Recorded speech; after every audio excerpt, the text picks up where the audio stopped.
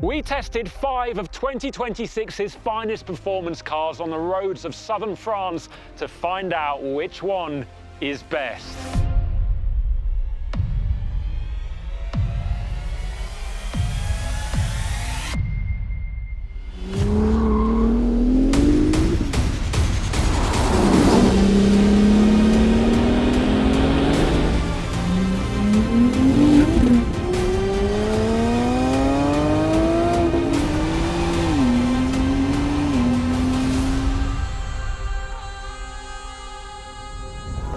It's no surprise to see the likes of Ferrari, Pagani, Porsche and BMW in our quest to find our favourite performance car of 2026. But what is significant is that a whole 13 years after one of those manufacturers launched its first fully electric model, all of the cars here still have an engine. Now, we know there's no shortage of everyday electric cars in 2026. Manufacturers and governments are pushing them like mad. But performance cars? Sports cars? Hasn't really taken off yet. No, the petrol heads have spoken and their preference is overwhelmingly in favour of the internal combustion engine. So, to give the people what they want, I'm going to start this test with a 6-litre AMG V12. Welcome to the £3.1 million Pagani Utopia Roadster.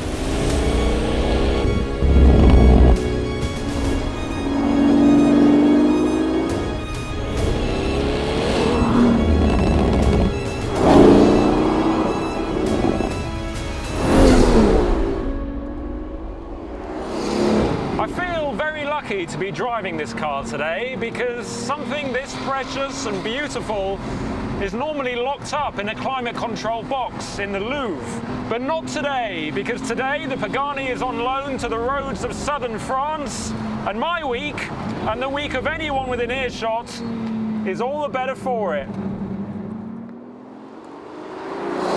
Limited to 130 units, the Utopia Roadster is, aside from the obvious, almost identical to its coupe equivalent. The removable roof is formed of a hard top or a fabric cover that can be stored in the car, but today I'm leaving everything off and allowing the sound of that M150A AMG V12 to flood the utterly awe-inspiring cabin.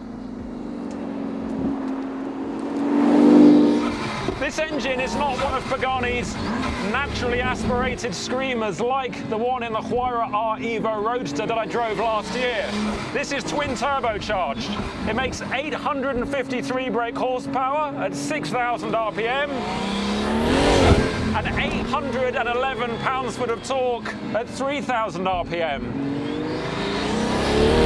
And as you can tell, the music that it makes is very different to your normal Italian exotica.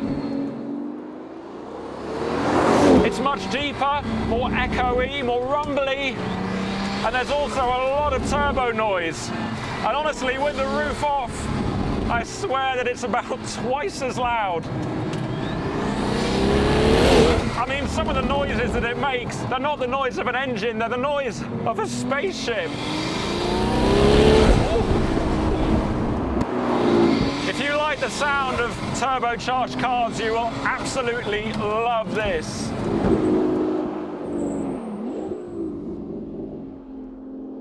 You can get the Utopia Roadster with a 7-speed X-Track automated manual gearbox, and I'm sure that it's pretty good. But in this case, we've got the 3-pedal 7-speed manual, which is absolutely the correct choice here.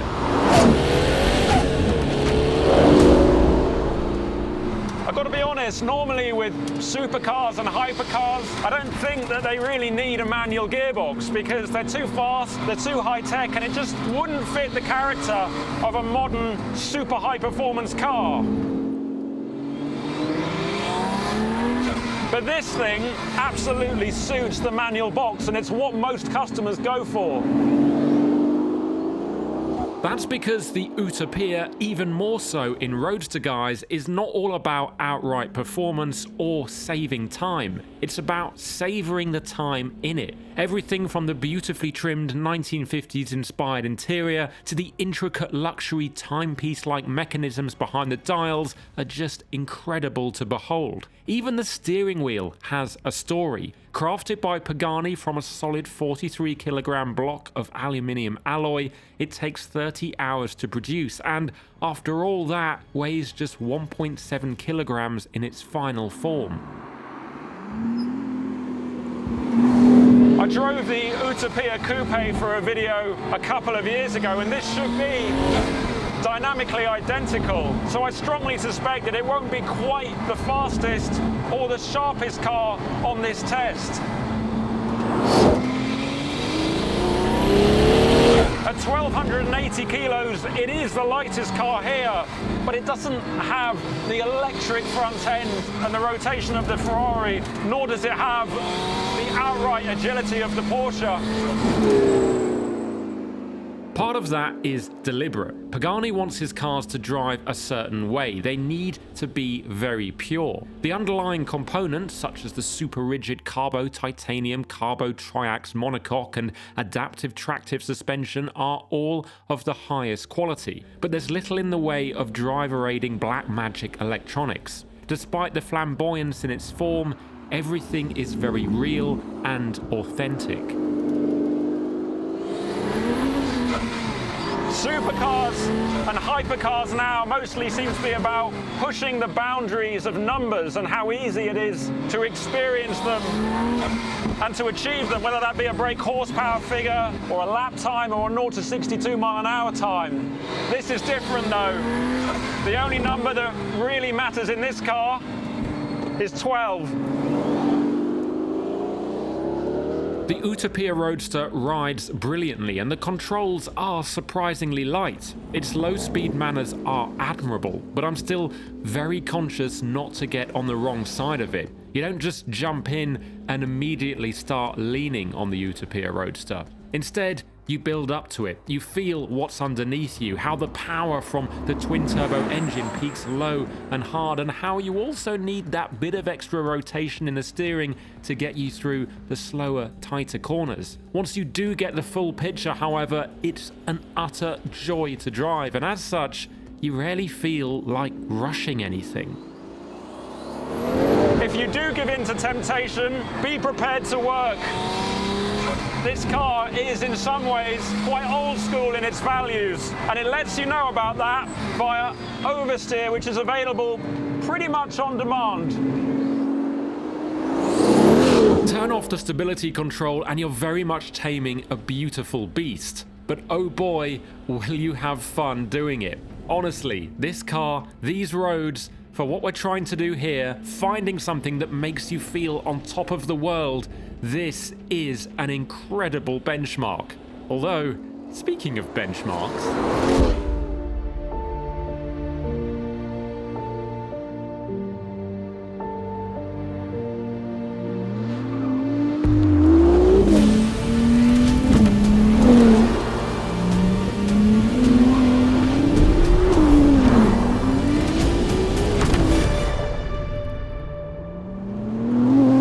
The Ferrari 296 Speciale A, and it has one of the toughest jobs in the business, and that is taking the 296 GTB base car and making it lighter, faster, sharper, and even more intense to drive. It also follows a lineage of some of the most hardcore mid-engine Ferraris ever made, so starting with the 360 Challenge Stradale, 430 Scuderia, through the 458 Speciale and the 488 Pista, so no pressure then. The basics are familiar: a twin-turbo plug-in hybrid V6, 8-speed dual-clutch gearbox and rear-wheel drive. Power rises 49 brake horsepower to 868, weight falls 60 kilos, the chassis is uprated and there's 20% more downforce than a GTB. Add it all together and the Speciale laps Ferrari's Fiorano track in 1 minute 19 seconds. That's 2.5 seconds quicker than a GTB. But today we want to know how it feels on the road. Now this car very quickly communicates that it is a more serious proposition. So it starts off with visual cues, of course. So in the interior, we've got lots of carbon fiber. We've got these Alcantara seats. It feels more Spartan. It feels more kind of motorsport inspired. It feels just more serious. But it also communicates it quickly with the way this car feels to drive. You notice it in the direction changes here, but you definitely notice it in the powertrain. So I think there's less of a kind of brassy overtone than you get with the GTB, and they've dialed up the turbo side of this engine more. So response is incredible on this car, but as you dip into it, you can hear the kind of whistle of the turbos together, and then you probably heard that dump valve, just that close as you back off the throttle. It's like a whip crack kind of. Clearly, the engine is very different to Maranello's famed naturally aspirated units, but despite masses of extra mid-range torque and an overtly turbocharged soundtrack, there's still brilliant throttle response and a sense of reward for chasing the red line.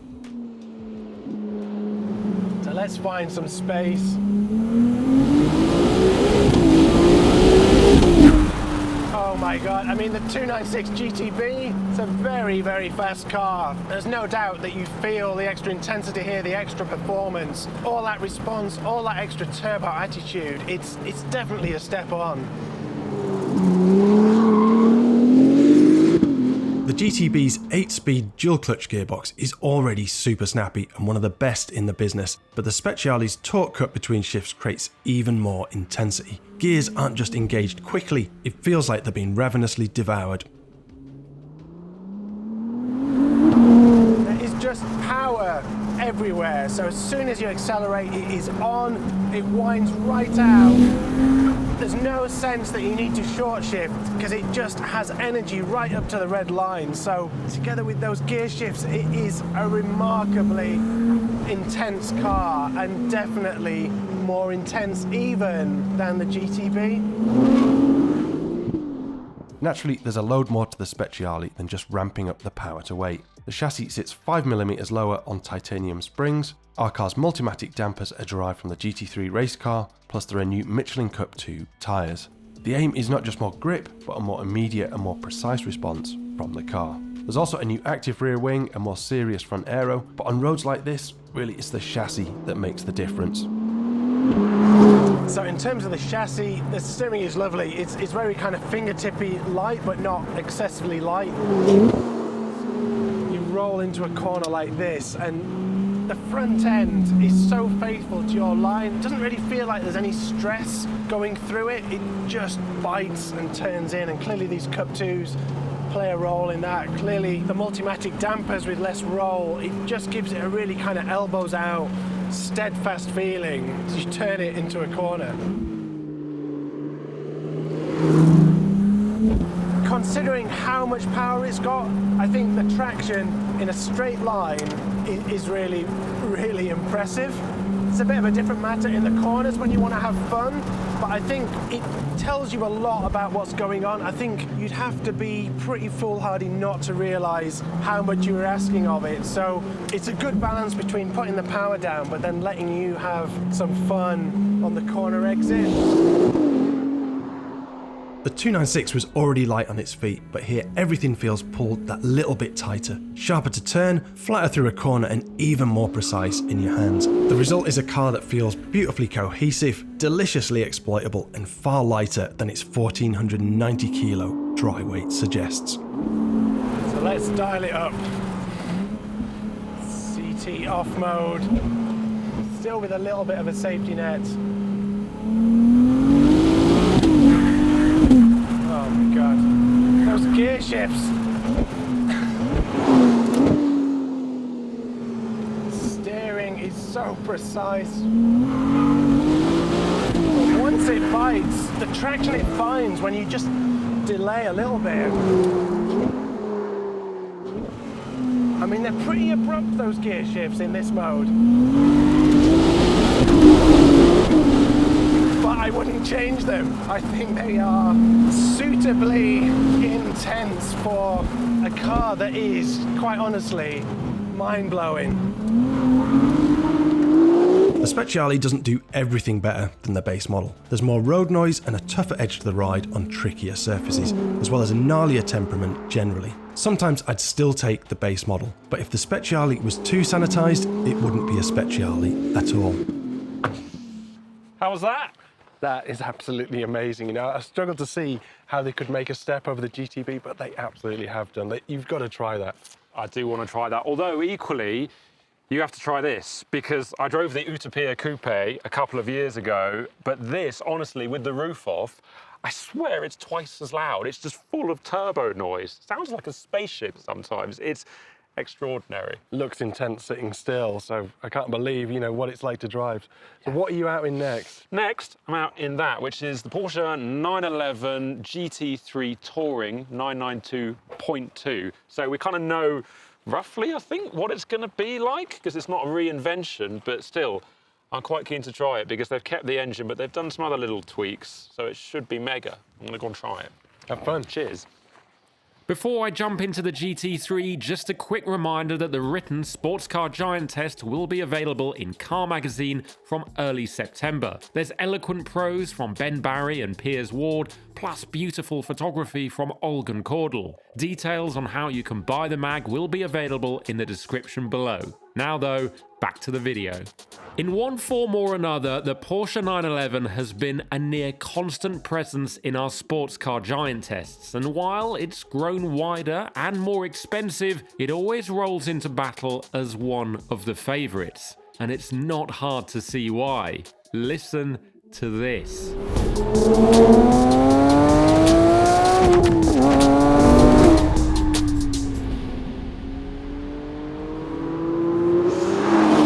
Interesting about this 992.2 GT3 is that when I went to see a preview of it in a studio in Germany last year, Porsche's director of GT cars, Andreas Preuninger, he told me that the hardest bit about creating it was making sure that it was as good as the last one. That's because the GT3's incredible 4-litre flat-six naturally aspirated engine is a bit of a challenge when it comes to the latest emissions regulations. Porsche is well aware that a turbocharger will likely have to be introduced at some point in the GT3's future, but for now, this 503 brake horsepower masterpiece is still just about compliant. You can absolutely see and hear why Weissach fought like lions to keep this naturally aspirated engine. The sound is astonishing, but the responses are so eager and hungry and crisp. And yeah, fine, it's not the quickest car in the world. There are far quicker cars even on this test, but that doesn't matter because this engine, as it is, represents everything that is great about the internal combustion unit. And just like Pagani, this 911 GT3 also has a manual gearbox. That means a beautifully positioned and sized gear lever, the correct number of gears, you don't need 7, and an 8% shorter final drive than its predecessor, which is a welcome change after years of overly long gears in Porsche GT products.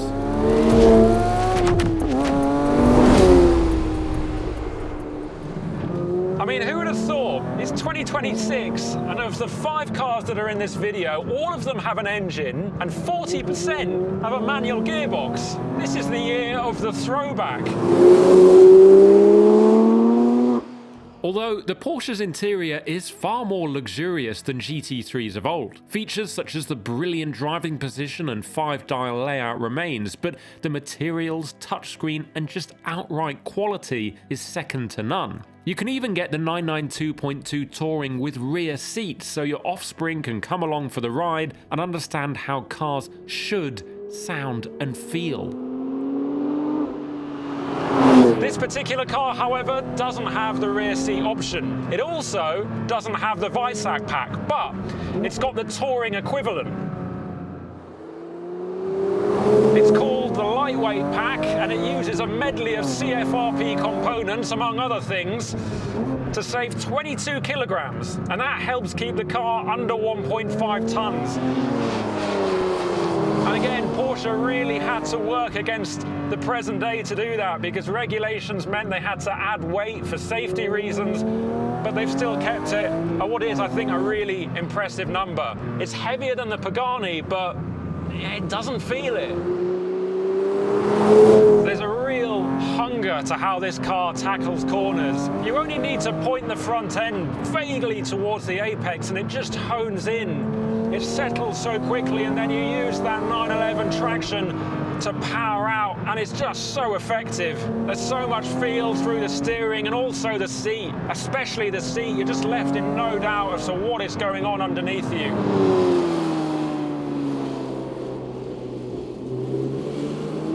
Early 992 GT3s were very firm, and while this 992.2 isn't exactly an S-Class, Porsche took learnings from the GT3 RS damper settings and applied them here.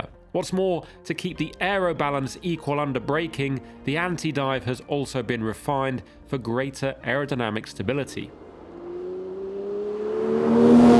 Porsche has also overhauled the power steering system, so there's not as much nervousness just off centre, which was a common complaint with this car's predecessor. And on road, I think that does improve it. It's not quite as immediate, but because of the very effective but also very subtle rear wheel steering, it just means that you only need a flick of the wrist to get the car pointing towards the apex. And also, I've got to say, the grip on the front end from the Cup 2 tyres is just astonishing. There's obviously no weight over the front end, but you just wouldn't know. Those learnings from the GT3 RS suspension logic really shows. The bump stops are shorter, meaning increased spring travel, while a lower front pivot point on the double wishbone suspension helps reduce dive under braking. That, together with revised damper tuning, creates a more settled, composed response to bumps and undulations, while still keeping body control very much in check. The shorter final drive ratio has made a difference, but I think it could still be even shorter because on road, I mean, I'm still doing about 70 miles an hour in second gear, or you can still do that. Maybe a little bit shorter wouldn't hurt anyone. It's nice and precise and it's quite a light action, but you need to be quite deliberate with it. You can't rush it, and it's a little bit notchy as well. Although at this point, I will fully admit I am nitpicking because that's all you can do with something as accomplished as this. The 911 GT3 is not as cheap as it once was. It's also not quite as light, but in the context of the modern day, it is still one of the finest performance cars that you can buy at any budget.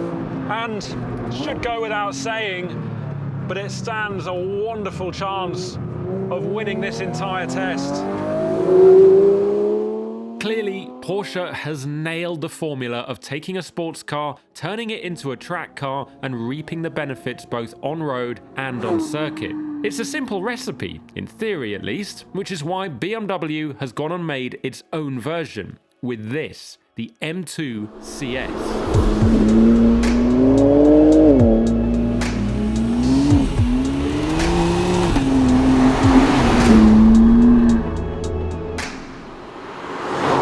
This car has absolutely no intention of easing you in gently. There's more power, there's more bite, more focus. You know, the regular M2 is already a punchy little thing, but there's no question that the CS raises the bar.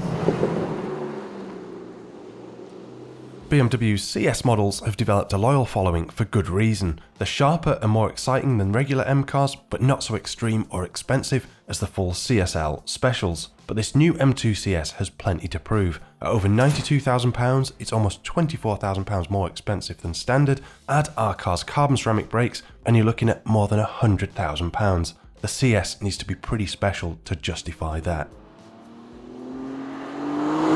So, first impressions then. Well, you notice the ride has a firmer edge at low speed. The throttle feels more responsive in this car. The steering has more texture. Now, that's kind of quite nuanced because I think the base car is very, very mute in terms of communication, but I do think there's more communication coming through this helm. And you know, the whole car, the chassis, the power, it does just feel more alert and more alive.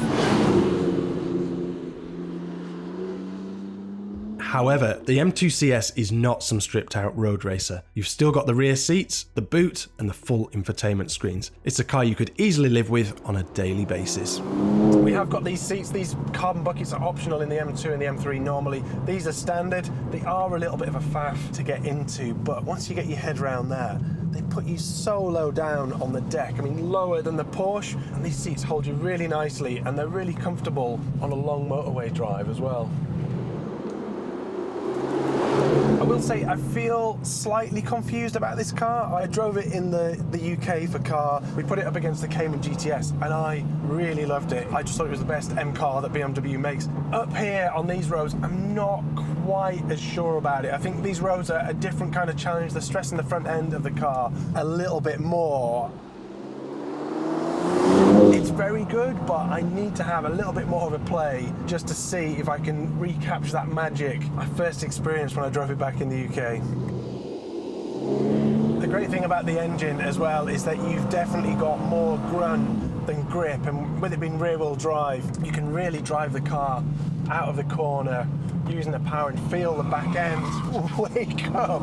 And it is quite a spicy thing when you get it going, as that shows, but it is more extrovert. I think the chassis balance is more, even though obviously it's rear-wheel drive, it's more extrovert in that direction. The diff tuning, I think, has made a difference in making this car feel keener to rotate. But I think on these corners, you do notice that it needs a bit more bite at the front end. Mechanically, the CS transformation is more about detailed optimization than wholesale reinvention, and hardware changes are actually very limited. But the way those changes work together definitely makes a difference. Weight is down 30 kilos, which is a drop in the ocean given it still weighs 1700 kilos, but the twin-turbo straight six gains 49 brake horsepower for 523 horses all in, and the 0 to 124 time drops to 11.7 seconds. That's more than a second faster than standard. It certainly feels strong on the road. So this engine, it's not a spine tingler like the GT3, but I do like it. You know, it's a BMW 3-litre straight six, so it's a classic configuration. It's really smooth, it's muscular, it's got a great mid-range. You know, there is some lag in it low down, so if you catch it off boost like now, 2000, get it up to 2.3, 2.4, then it starts to build. It's got more of an insistent sort of engine note to it, and I like the sound of this kind of dark, brooding, sort of foreboding as it hauls and it pulls, and it really does pull, this engine. Definitely feels a load more powerful than the standard car. The gear shifts, the 8-speed auto is the only option here. I can't really tell the difference between the regular car. I know that when I put it in the third setting, it's very aggressive, and it's just too aggressive for me. I think it's overcompensating for not being a dual clutch. So I actually prefer to soften them off in the second of the 3 settings. And, you know, people will say it should be a manual gearbox, but the M manual isn't the best in the business. And I think for daily usability, this is probably better. Just like the power increase, the CS chassis changes are all about detail improvements. It sits 8mm lower, there's a revised damper calibration, stiffer engine mounts, forged wheels, plus the steering, e-diff and stability control are all retuned. Together, it makes the CS feel much more alert. Now, I think this car is in with some really significant, not rivals, but opposition in terms of things like the Ferrari, especially the Porsche. And against that kind of company, this steering, you know, it's pretty good, but the wheel itself feels a bit too large, I think. And also the response off center is perhaps a little bit sleepy, so not quite as incisive. And together with the mid-speed understeer you get with this car, it just feels like it needs to be a little bit sharper. But I love how you can just flow it through the faster stuff like this. It's really happy. You can really flow it in. You've got a lot of mid-range performance to use. It's a car that you can make in decently quick progress in. And I think that damping that felt maybe a little bit kind of unsettled at low speed, it does settle down. Although, you know, this road is a smoother road, but I know from the UK, at speed, it starts to settle. I do feel a little bit confused about this car, because when I drove it for car in the UK, very sweeping roads up in Yorkshire, I thought it was absolutely brilliant. I drove it in the wet where it was very, very spicy. A real challenge, but not necessarily in a bad way. But here, I think the context of having it against these rivals does really put its weaknesses under the microscope. The M2 CS is not perfect. It's expensive, it's still too heavy, and the front end needs more bite. But it's epic on a flowing road and a significant step on beyond the already very good base model.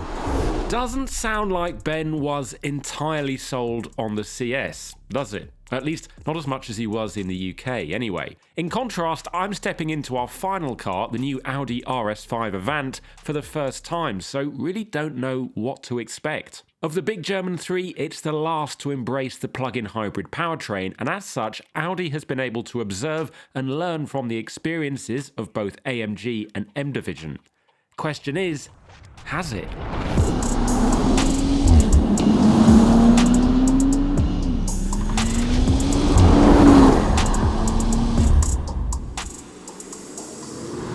I don't want to start with a negative on this car, but there's two things that stand out straight away. The first is that it's a fast Audi estate, but it's called an RS5. And the second is that at 2.4 tons, it is by far and away the heaviest car on this test. And if we had a track, it would almost certainly be the slowest as well.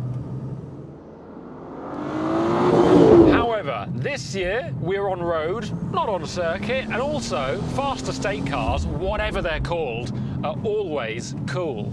Admittedly, BMW's M Division has been making some sensational fast estate cars over the last few years, but if anyone can gain the crown back for the best quick wagon, I mean, it's got to be Audi's RS division.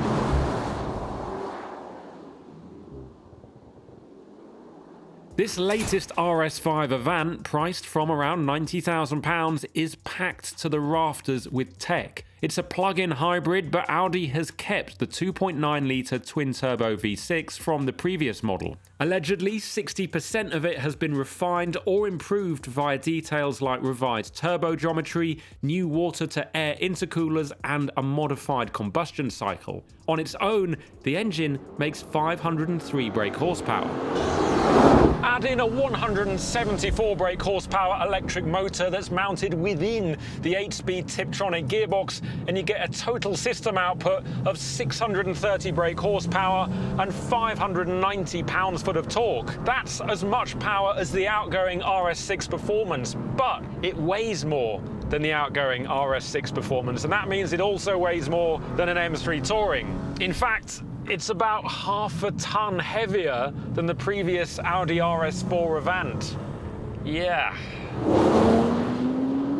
To try and control all of that mass, Audi has upgraded the RS5 suspension, steel springs but with clever twin-valve shocks, installed new RS-specific front and rear axles, overhauled the steering, now a 13:1 ratio, and stiffened up the body structure by 10% over a regular A5. Also, there's a rather nifty electromechanical torque vectoring rear diff that has its own 11 brake horsepower motor. As such, it can move power to either rear wheel independent of driver inputs, and it can do this in less than 15 milliseconds.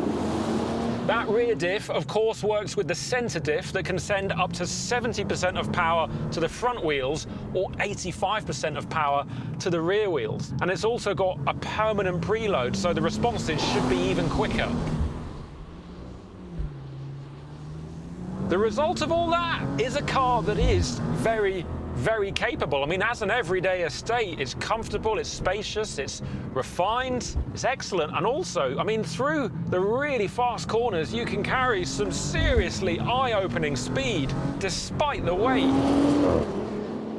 However, there are some oddities to the RS5's cornering habits. When I first got in, I could have sworn the car had rear-wheel steering, such is the feeling on the rear end. In reality, it's actually the diff shuffling torque around to deliver greater agility. Which it does, sort of, but equally there's times when it feels slow to respond and unpredictable. Not what you want in a quick estate car. If I live with the car, would I get used to it? Maybe, but at the moment, I don't think it's actually giving me any more confidence. If anything, it's doing the opposite. Also, coming into a lot of these hairpin bends on this road, the car's doing some peculiar things. I mean, you turn it in, you get to the point where you feel like you're on the edge of understeer, you're going into understeer, and then all you need to do to get out of it is apply a bit more lock and then go on the power, and it gets itself round and it tightens its line. Now, that's very effective, and in some ways it's a good thing, but I can't help but wonder why I need to get to the point of understeer for that to happen. Why can't it be more preemptive? Why can't the balance be better so that it's not just reacting to something, it's actually just carrying that line from the beginning? The systems are effective, I'm just not totally sold on how they've been integrated. Also, the weight. I'd be lying if I said that you feel all 2.4 tons at all times, but equally, I can't tell you that it doesn't feel heavier than, say, an M3 Touring, because it really does. Speaking of which, I think the M2 CS that Ben drove earlier is a good reference point from an engine perspective, because it's got the same engine pretty much as an M3 Touring, and that is a really fizzy, energetic, and actually quite good sounding engine. This, it's got really good torque fill from the electric motor at low speed, and it is quick, but it doesn't sound great, and it's not particularly exciting. Not as much as an M3 Touring anyway. The gearbox is also a bit slow to react. I'll try and change up at 6,000 RPM and it's not quick enough, so you end up just clipping the limiter. I mean, I feel for Audi because they're not the only ones that have had issues improving a car from one generation to the next when they introduce a plug-in hybrid powertrain. I mean, AMG had very well documented problems with their C63, and the jury is out on whether the M5 in its current guise is better than the previous car that didn't have a plug-in hybrid setup. So it's a very tall order, but I can't honestly say that dynamically this RS5 Avant is better than the previous RS4 Avant. The RS5 is not a bad car, and if I had to take one of these home from the south of France and cover hundreds of motorway miles, well, it would be right up there as one of my first picks. However, it does show you how hard it is to move the game on, dynamically at least, in 2026. The performance car landscape is awash with headwinds, and as such, our 5 sports car giant test finalists all deserve their place in this year's lineup. Before we get to our verdict, make sure you let us know your favourite in the comments below. So there we go, the end of Sports Car Giant Test 2026. Ben, I've had a great time. We've covered thousands of miles. The scenery's been spectacular. The weather has been incredible. That's what happens when you leave the UK. But now we need to whittle down this 5-car list to one winner. So I reckon we go through all of them and then talk about them, and then we'll come to some sort of conclusion. And I want to start with the Ferrari. Let's go. 296 Speciale. It looks absolutely awesome. It goes like hell. And also, I think it's probably got the best paddle shift gearbox I've ever driven on a production car. Do you have any more superlatives for it? Well, I agree with that. And yeah, I think, the difficult thing with this car, if you think back to, the 296 GTB and trying to put yourself in the shoes of those engineers, making it better, making it a step on to be a Speciale. And that was hard to conceive because that car's so agile and so much fun to drive. And this definitely has done that. And it's 2 years since I drove a GTB, and you immediately feel the step on, the turning response, the extra power, the different character to the engine with all that turbo, and the gear shifts, like you say, the balance. It is a really aggressive car, but one you can use every day. I think it's an exceptional achievement with this car. Yeah, I mean, you're just reeling off things there, but they're all absolutely right. It's utterly phenomenal. I love it. And again, Ferrari has raised the bar in a way that it seems sometimes that only Ferrari can. So that is exceptional. It's definitely a contender. Yeah. Let's move to the M2 CS. Yeah. I mean, first thing, what a colour. It's a great colour, isn't it? It's one of my favourites as well, because it's a reference to the E36 M3, I think, the Daytona Violets, Techno Violets. Yeah. Very cool colour. It does look very good. Yeah, it does. It does indeed.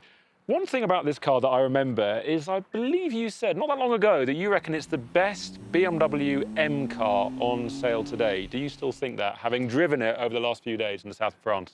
I've cooled on it a little bit, and I feel slightly confused about it as well. I think when I drove it in the UK, I really loved it, but we were in North York Moors, more sort of sweeping roads. I think they suited it really well. Here, we've had more low to mid-speed corners as well. I think in that environment, its front end has been more stressed, put under pressure.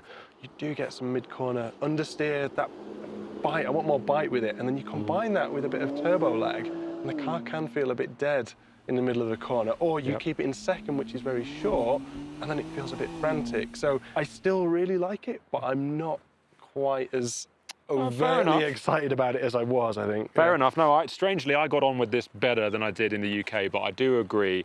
This definitely feels like there's been a slight change of balance from test car to test car. I'm not sure what's caused that, because it is more front limited.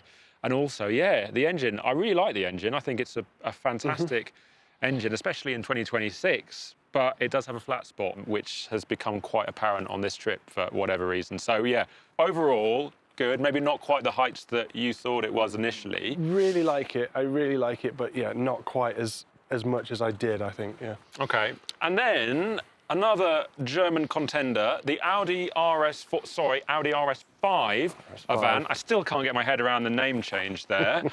Now, for what we're doing here, it's perhaps not in its element because there's lots of short runs up and down roads. It's up against supercars. It's all about thrills, whereas this is much more of a daily usable performance car. So with all that in mind, how do you think it's done?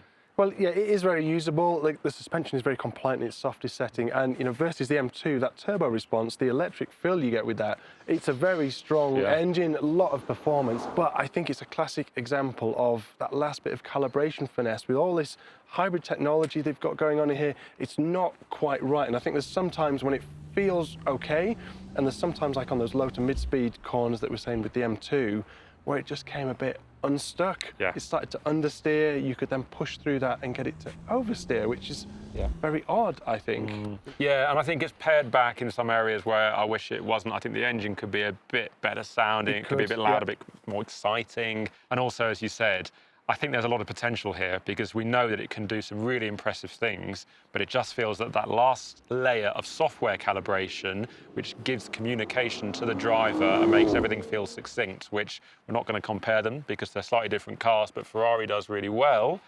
It's just lacking a little bit. So yeah, it hasn't moved the game on from the RS4. I would take the RS4 competition from a couple of years ago, I think, at this point. Or a second-hand RS6, because that's the money we're paying now.